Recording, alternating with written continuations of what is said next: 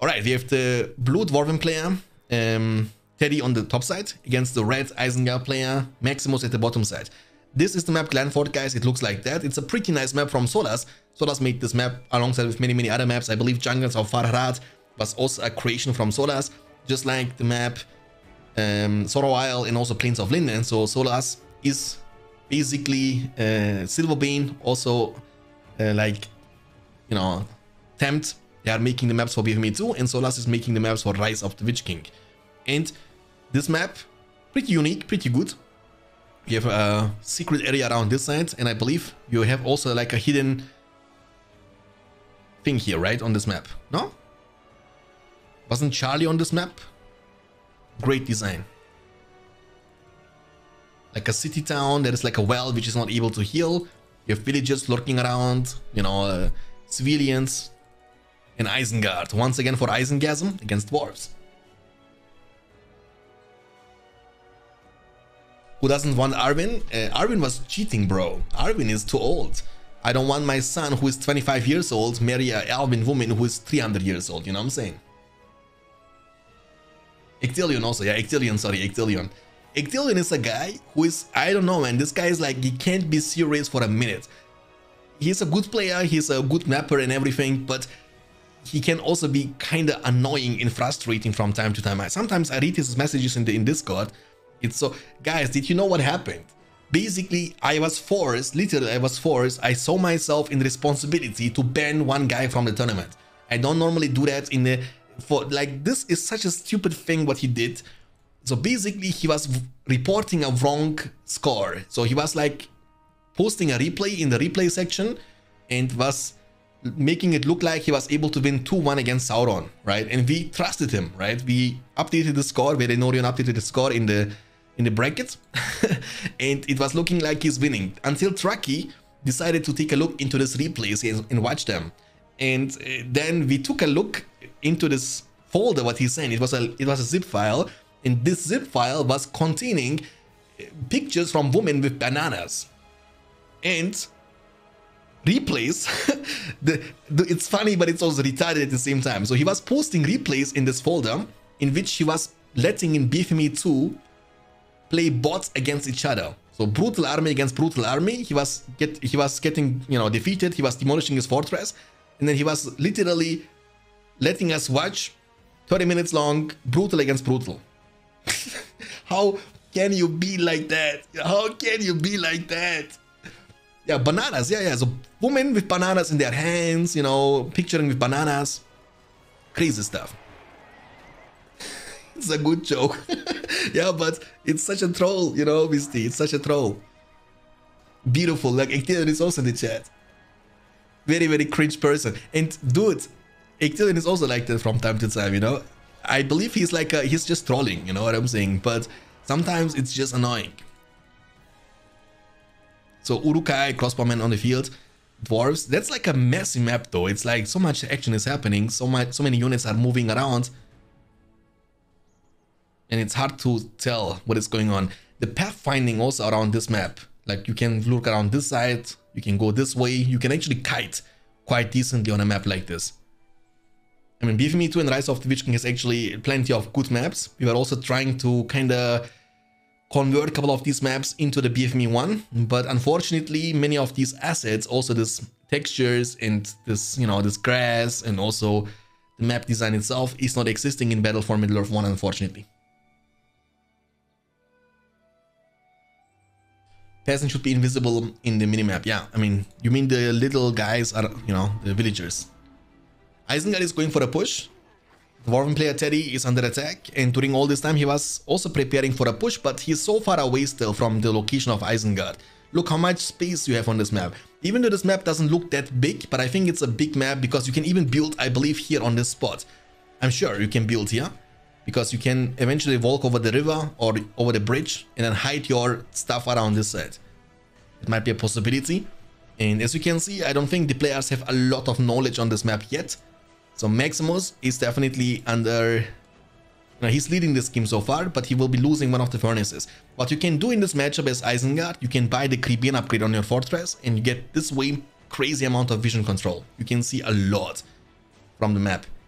So basically, Creepane upgrade would give you vision until this area. So you would be able to almost see 50% of this map with one single upgrade, which costs you only 500 resources. The Guardians are pushing, 3 of them. Rallying Call is available. So that's gonna be a big push. Imagine being named. Oh, is Theodred actually Ted? Really? The person who just followed me is Ted? Didn't know that.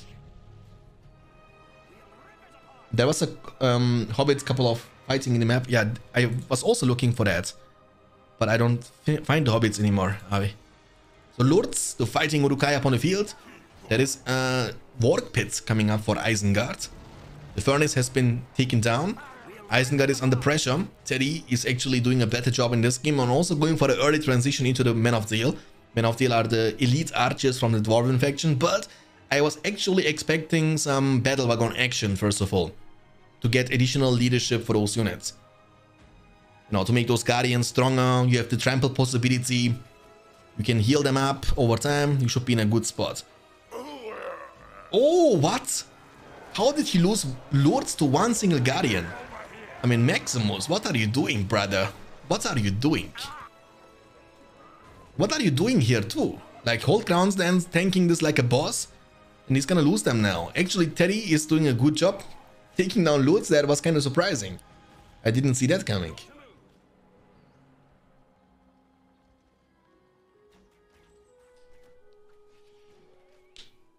Okay, so Isengard has an army though. That's a good thing. And also the thing about this situation for dwarves is he has like a strong army, right? He was also able to deal great amount of damage to Isengard, but I believe, guys, listen to me. When you wanna, it sounds like a bad idea, but I've seen it working out many times. Spam resource buildings. Spam resource buildings. On a map like this, you can legit keep one builder spamming resource building after resource building after resource building. Because you can see there are so many possibilities where you can build stuff. And for that reason, even if you lose, you have still money you can generate from all the resource buildings you are spamming all the time. And I believe that's the reason why Isengard is still leading. He has doubled the command points from dwarves. Like, the dwarven player is not expanding as much as he should, and as he definitely could. Warchan has been used, Creepane, that means double buff for the Isengard army, and he should be able to outclass his army, but the Men of Dale behind are actually shooting all the time. What you can do in a situation, oh, no pikemen trampling! Yeah, that's the punishment, boys. You always want to have some pikemen just for the worst case. Now, I believe he was even able to see the Warg Pits coming up as he was going for the push. I mean, he was definitely able to see the Warg Pits. Lords is back on the menu, boys. Level 1, level 2 unlocks the Carnage. One more trample is all it takes. The flank damage is coming in clutch. In the Furnace, not the Furnace, the Guardians, they are taken out, wiping out. And now Isengard can go for a massive counter push. And remember, dwarves are sitting only on 450 command points, but he has only 60 out of these command points under his control, which means he has not enough army to face this Isengard army from Maximus. And this is not going to look and end well for dwarves. Isengard, for Isengasm, is doing a phenomenal job, and the fortress is getting demolished by Teddy. GG is gonna be called from Maximus, and that's the first victory for Maximus from USA against Teddy from Bulgaria. Let me try. I really appreciate the content you put out. It's a hey, Bello, my man. I got you, bro. Thank you very much. Hold on.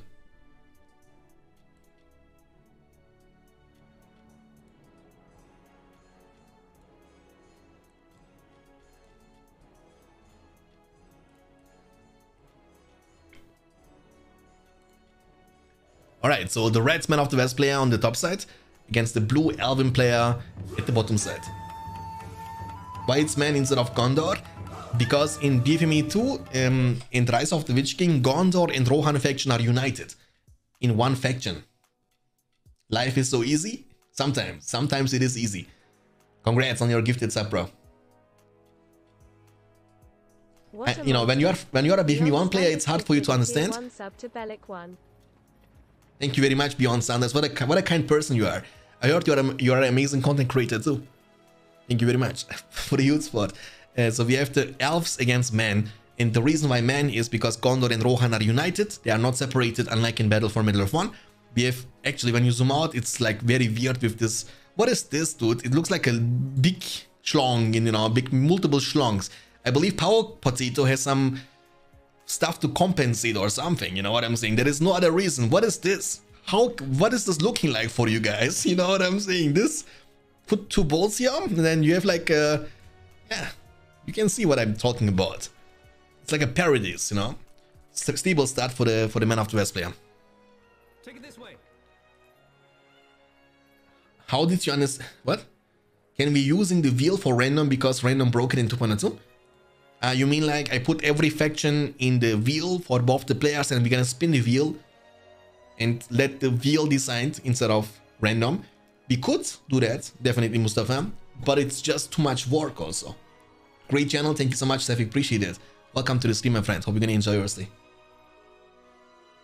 I mean, it's definitely possible. I know what you're talking about. Maybe in the round of 16 we can do that. Maybe that's actually a great idea. This way we have a little bit more randomization.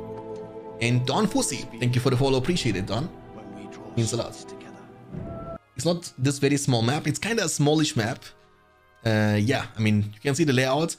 Even, I mean, the distance here is like a little bit shorter than Forts of Eisen, I would say. But keep in mind that you can always lurk around this side, this side.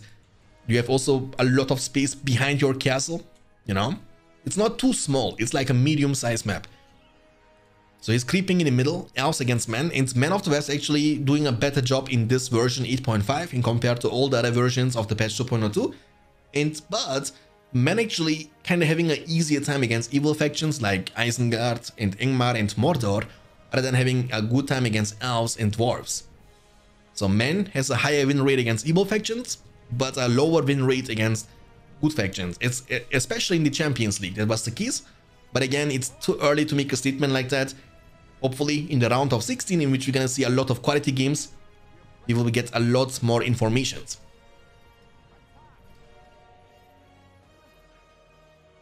Okay. All my games, Ingmar, Mordor. Yeah, sometimes I also had the feeling about BFME 2, to be honest. You know, in our tournament, we had like the random tournament a couple of months ago. It was almost feeling the same. We had the chance to see multiple times goblins over and over and over again. Sometimes it feels like that. But, you know, when you spin that with the wheel, it might be the same situation. Because every spin is resetting the possibility, right? It's not like when you get one-time man that you get most likely not man in the second time. It's not like that. You might get man 7 out of 7 games in a row.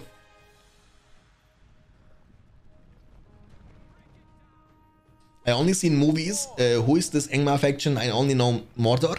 Then you have not seen the Hobbit films. In the Hobbit films, they talk about Gundabad. You know, Gundabad, Azog. So basically, Azog is a hero from Ingmar. And Gundabad are units from the Ingmar faction. Ingmar is the kingdom of the Witch King. It is not shown in the trilogy of the Lord of the Rings, the Fellowship of the Ring, the Two Towers, and the Return of the King, but it was kind of shown a little bit in the Hobbit trilogy. So Ingmar is from the books most likely, and that was like the kingdom of the Witch King. They're coming straight for us. Okay, so big push. Gondor Knights are able to take down the Malone tree. Elves are under attack, and the pikemen, they won't be there in time. Don't run into them though, be careful. He was able to save both the battalions, that's very good. In the meantime, the lances of elves are taking care of the soldiers. The stable, here is. And also pikemen are lurking around this area. Remember, one of the Elven faction actually, guys, in the past versions of the patch 2.22 got multiple nerfs. I believe elves got barely any buffs since the last 5 versions. They kind of are so hated from the community, from the majority of people. They don't like elves. They call elves boring. They call elves lame. Elves are like the, you know, the bad guys, even though they are actually the good guys in the films, but they are kind of the bad guys in the game. You know, they don't get lots of love from the people who are playing this game. And even though the Elven faction got plenty of nerfs to Glorfindel, to the Mifflon's units, they are not able to get stuffed anymore around the trees. Glorfindel got all alone nerfed like 5 times, I believe. And also the Mirkwoods got nerfed, their damage output got nerfed, Arwen got nerfed, plenty of nerfs. The Mist got nerfed around the fortress. But still, Elven faction is always able to manage to win a lot of games, even though they got nerfed so incredibly many times. That doesn't matter, nothing can stop the Elven Liam. But there is no shame in Liam, as Mrs. Mog would like to say.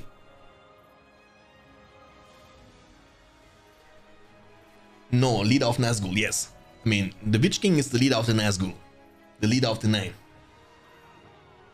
I thought Witch King is Sauron. No. Witch King is not Sauron. Witch King is a servant of the Dark Lord. I mean, Witch King was even shown in the films. Witch King was fighting against Gandalf in the extended edition, and also not in the extended edition. He was also shown. Even in the first film, in the very first film, he was the one who was actually kind of stabbing Frodo, you know, in the very top. Okay, beautiful. Arwen's strategy was stupid for a long time. Yeah, true, but it was also Mustafa who was kind of coming up with the Arwen strategy. He was kind of abusing that. He did a good job though. I mean, you need a lot of dedication for that. You need a bit patience. You know, it's not easy for everybody to pull this off. Mustafa was actually doing it successfully against every player. And it was frustrating to play against, obviously, because Arwen flat damage was kind of nuts. You could one-shot level 3 production buildings. How crazy is that? 325 command points for elves and 575 for Men of the West. Men of the West is doing phenomenal job in this game, and I believe it's going to be hard because he doesn't move with these units, right? He doesn't move really a lot, and he's not putting any counter pressure.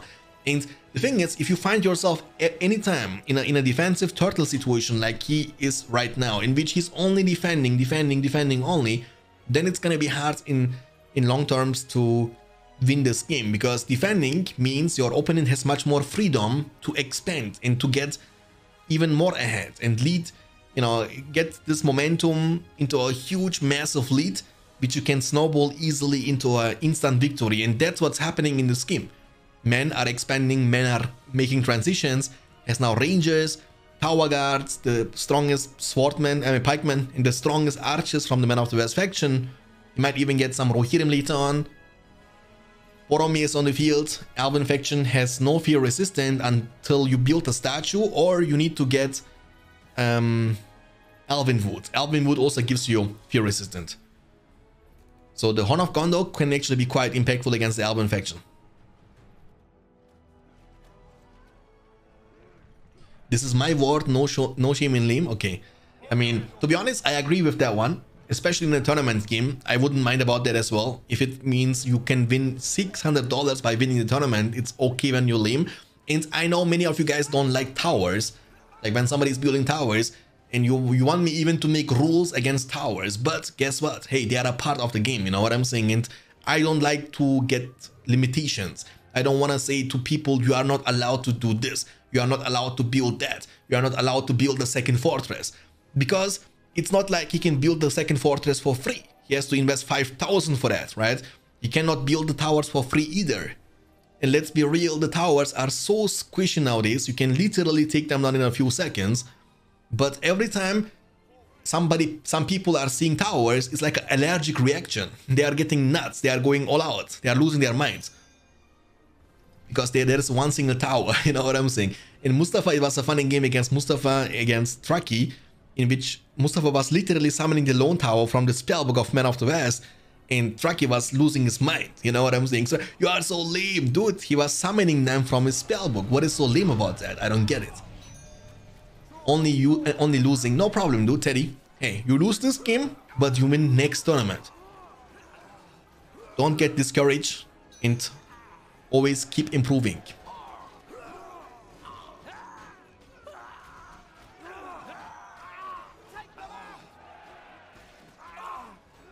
Yeah, tower's not for free, especially when you put archers inside of that. It's around about 1,000 you need to invest into that, which is a lot of money. And your money you can spend elsewhere. You can make some siege weapons and siege that, right? It's not hard to take down towers.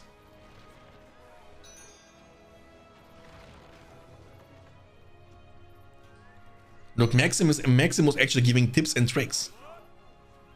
and actually very kind behavior. That's how we need to be, guys. We need to be encouraging for the new people, for the new players. And very, I mean, I have big respect from Teddy. Not only he was signing up for the tournament, but he was actively playing his games.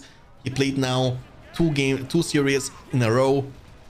And even though he lost, it doesn't matter. You actually get more experience from losing games than from winning games. And everybody from any skill level is more than welcome to participate. I am dreaming about a tournament for 256 players. And for that reason, we need as many players as we can potentially get. There is only one excuse or one criticism about some people. The one thing I can say about complaining: when you sign up for an event, when you sign up for a tournament, please make sure to play your games. You know what I'm saying? At least try to organize your own games. Don't sign up and then never show up, you know? Play your games and think about it if you want to play or not before you sign up. I also don't like it if people sign up, sign off, then change their mind again to sign up again, and then change once again their mind and sign off for the second time in a week. The Boromir stun is on cooldown. Oh no, no, no, no. I mean, Boromir is used to it. He dies in literally every single film. Also in Game of Thrones. Poor guy. Poor guy. Level 3 barracks, by the way. Level 3 barracks. Alvin player is still holding himself in the game. Maru, what happened to you, my friends? Maru, I saw you playing every single day. You was literally playing every single day, 5-8 hours Rise of the Witch King. Did you get burned out? Did you lose your motivation, your interest? Because I don't see you playing this many times anymore in the last days and weeks. And what do you guys think about this Mirkwood map? It's also not a bad map, I think. I mean, I don't like these things, to be honest with you. But besides these things, it's not a bad map. Like, I don't understand the purpose of this. 3, 6, 9 of them. Are they representing 9 ring rates, or what is going on? There's a farm coming up in the middle of the map.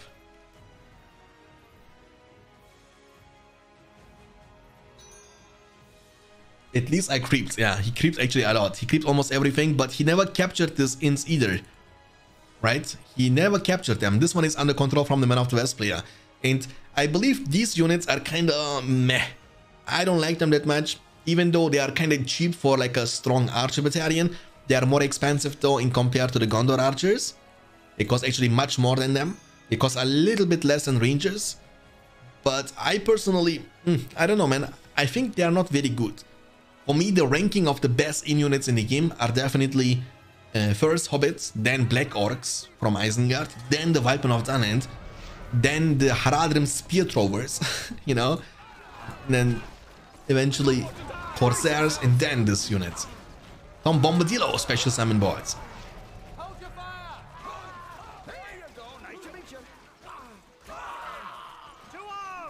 Is this Dark Knight? Is this Dark Knight in the chat? Is this the Dark Knight from the tournament?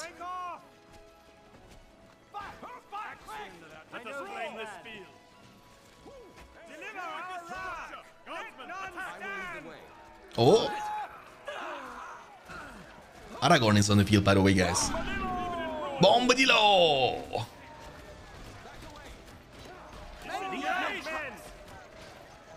Ah, it was Darkness. Sorry, Darkness, not Dark Knight. It was Darkness. Barracks is gonna be taken down. 500 command points for elves. Here's also the Elvenwood. Atelas is coming in clutch for Aragorn. Aragorn is kind of strong. Oh, Thranduil. Oh, look at this, guys. He's looking like a diva to me, guys. Look at him. He's looking like a queen, you know. Power Potato, welcome, my friend. I was just criticizing your map, but maybe your map is not intended to zoom out this much. But in the original default zoom, this is still looking like this. I personally, I'm not a big fan of this towers, but it's my opinion, you know. Some other people might like them. But the thing is, they are looking very funny when you zoom out, you know. They look like a giant schlonk. LOL GG is gonna be called from the Alvin player Teddy, and elves are defeated, men are victorious, may the best. Oh, look, he's dancing around the Rosie. Can't touch this. Did it. Imagine him being able to shoot while he's running, you know? That would be kind of busted. GG, well played. And Maximus gets the first W, I believe, in his in the tournament so far in the group stage B.